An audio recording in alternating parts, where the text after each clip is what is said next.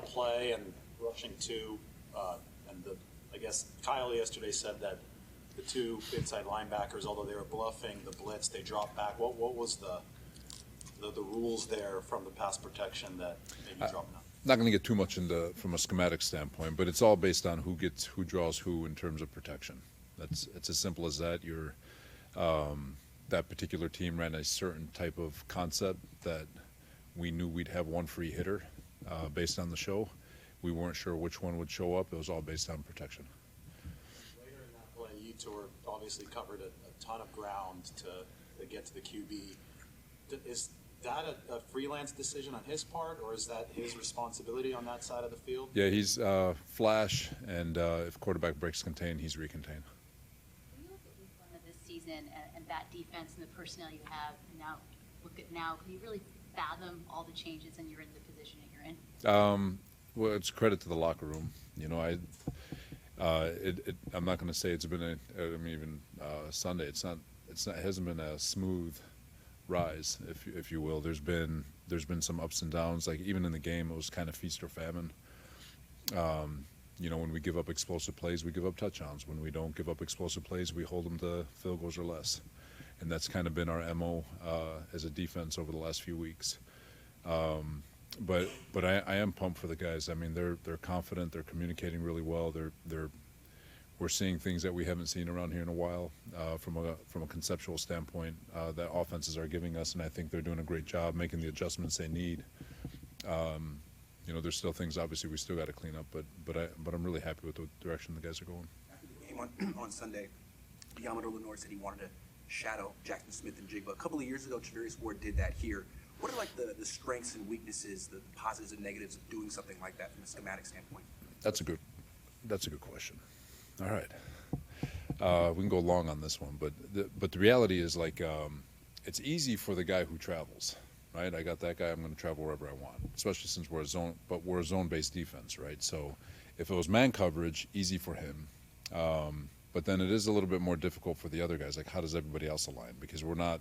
Do you go match where everyone just picks a number? What if that number's not on the field? Do you pick a different number? Do you, or is it all right? We're all going to align off of Demo, and what if Demo's in the slot? Does that put the nickel out on number one where he's not used to being? So techniques change within your man principles because now you're in different locations. All right, now put yourself in zone. You're trying to match up where he is, and you're matching up. Now Demo's in the slot. Does that mean Upton's now playing corner third, which he hasn't done all year? And so there's a lot of new techniques that you're going to ask a guy to do. So it's very expensive, not for the guy traveling, but for the guys not traveling, if that makes sense. Now, can it be done? Of course it can be done. Do we have it in our inventory? Absolutely. Can we? Maybe. So we'll see. You just said it. Maybe I got to try, but conceptually, you're seeing a lot of different things you haven't seen in a while. Can you be specific as you can be while being vague? That's what you mean. Well,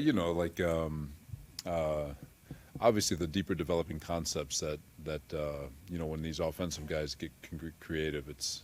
Like you give a guy like Ben Johnson, Kyle Shanahan, Matt LaFleur, Sean McVay, like all the great ones. You give them a week to think of what they can build from a conceptual standpoint, and have enough time try to find a way to protect the quarterback. They can get pretty damn creative. Let's put it that way. Could we ask about what Clint might be doing? What he thinks he'll be doing? I think they keep it close to the vest. There's obviously they love one another, but. At the same time, I don't think they talk much when it comes to football. When it seems that two running backs like Seattle does not the only one that does this. You just saw it with Chicago too. Is there tendencies to be given by the back that's in? Will Charbonnet run different stuff than Walker, or can you kind of key in on certain plays because the certain backs in? There's definitely different play styles. Walker's, but they're different play styles, but two very effective backs that can execute the entire offense as they see fit. If that makes sense. It's, Walker. They're both very explosive. You can say Charbonnet's probably more one cut downhill, where Kenneth can absolutely embarrass you, run away from you. He can do whatever he wants to you, and they're both very effective in their play styles. No different than last week. You know, it feels very similar to last week where Swift, again, downhill, can make you miss, can run you over, can run away from you, and 25 with just one cut and just run you over. So this backfield tandem, too, very, very effective, very, very strong. They got two really good backs. The explosive plays, when you watch the tape, was there something you put your finger on that was leading to those specifically, or was it just play-based? Yeah, there's, you know, the off-schedule play, or not the off-schedule, but the free play, which probably should have gotten called dead, but they let it play. That's one. It's unfortunate that it happened the way it did. The first touchdown on the big post, I think it was the number 10. Cool concept again, something our guys haven't seen. You will be ready for it next time. It's these unscouted looks. That is it was a pretty cool concept. Let's put it that way. And then obviously the one that keeps getting us on the sideline. We just got to get it. You know, I thought we put it to bed last week against Indianapolis. I thought we did a really good job 2 weeks ago, and then it reared its ugly head again. So we just got to keep working on it. You're saying that the guys haven't seen much of it. Are those leading to communication issues like coverage busts? No, they're not busts. They're, you know, it's because the guys ended up where they needed to be. But when you're seeing something for the first time, you might pause, and so you're just a step late. And so we just got to do a better job anticipating. We've seen it. We should anticipate it. We should be able to react a lot faster. This season, the defense started young. It's only gotten younger as the season goes on. And while it shows sometimes when the game is on the line, it seems like they're all just locked in and able to usually get those plays to go in your favor. What would you credit that to? You know, I that's one thing I feel like we've done a really good job of this year. You know, I'm not saying we're a top 10 third down defense, but we've been really good in third down situations. I'm not saying we're the best red zone defense, but we've been really good in red zone situations and holding people to field goals and getting critical stops when we need to. And we've been pretty damn good this year in 2-minute situations. Chicago is the number 1 2-minute offense in football. And we stopped them. You know, they didn't score at the end of the half. They didn't score at the end of the game. And the one thing I love about our group, they will not stop fighting. You know, as rough as the game was, you know, we got the 2 3-and-outs to start the game. We gave up those 2 touchdowns. We got the stop it right before the half. Second half wasn't going our way, but we hold them to a field goal and you know, the turnover on downs in the last 2 drives, which credit to them, just fought and we trust our guys in those critical situations. They don't panic. It's not too big for them. We've been in a lot of them already this year, and you know, like you like it a heck of a lot more when it's a blowout in our favor. But they're battle tested, and I'm sure we're going to experience a few more of them before the season's out. That's okay. Can you see Darnold is being different from the first week of the season now that he's been in this offense? Oh yeah, even Koob, you know, just that working relationship between coordinator and quarterback. You know, there's a comfort level within the offense.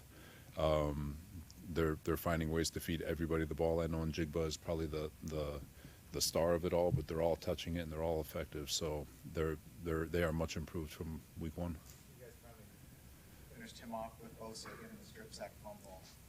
How important is it to kind of get that pass rush going that really hasn't been there much last month or more? Yeah, it's always going to be important. You know, you've got to take advantage of your one-on-ones. We've got to keep trying to find a way to create one-on-ones. You know, and even in the back end when we do have to send more than 4, we've got to win. It's one-on-ones all over the football field. And you know, we always talk about somebody winning now. And if you can't win now, we need the back end to make sure he hitches. And that's kind of always been our philosophy. But again, our guys are going to battle, and we trust that by the time the clock strikes 0, we're going to make a play to win it. This is like obvious, but I'm slow. But when you're seeing more of these longer developing concepts, are they trying that just because the pass rush isn't the same as it could be. There's stuff, you know, like you know, and that's the challenge. You know, it could be on my end, just trying to find ways to create more pass rush where they can't bank on the concepts that they're trying, can't bank on the coverages. So it's not just the pass rush, it's all of it. And we've just got to, like I said, find a way to put our guys in position to be able to defend all that stuff. Is it fair to say that you've been working? Go ahead. You spoke to the broader assignment challenges of that shadow man coverage, but what about the specific challenge of manning up Jackson Smith and Jigba? It is a challenge. He's been, what does he have? About 120 catches, 1,700 yards, something like that. He's had success against every team that he's played against this year. So he is elite in that regard. Coming out of the draft, I'll put my hand up. I didn't think he'd be as good as he is. He's freaking unbelievable. Just a super talented kid. Great body control, great strength at the catch point. He can go up and get it. So he's a challenge for anybody in man coverage. And at the end of the day, when your number's called to go win, we have to go win. And that's really the gist of it. A lot of coaches will say if you can't get pressure with 4, you bring 5. If you can't get pressure with 5, you bring 6. Is it fair to say that you've been more concerned with limiting explosive plays than bringing extra pressure? Yeah, one thing I feel like we've done a really nice job of leading up, with the exception of last week. I felt like the explosive plays we've allowed had been to a minimum. I'm not sure where we were. I would like to think, I don't know if we're top 10, but I'm pretty sure we've been pretty good in terms of limiting explosive runs, explosive passes, and when we do that, I feel like we can play pretty good defense. And but like any defense in football, if you're giving up explosive plays, you're going to light up the offense, going to light up the scoreboard. So there is the more aggressive you get, the more aggressive they can get with regards to creating those explosive plays. And so again, it's a cat and mouse game. Just how aggressive do we want to be? We got to pick and choose our battles, and hopefully we choose right when the time is right. All right, guys. Thanks, guys.